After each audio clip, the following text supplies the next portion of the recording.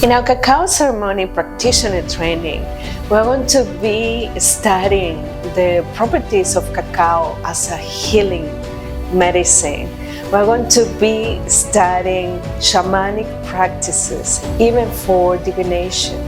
We're going to be working with the energy of groups and how to set a sacred space so that then healing and transformation can happen during a ceremony. And we're going to be guided into the wisdom of our hearts. We're going to be journeying into our own heart structure, into different chambers of our hearts, to connect with our inner shaman, to connect with our inner healer.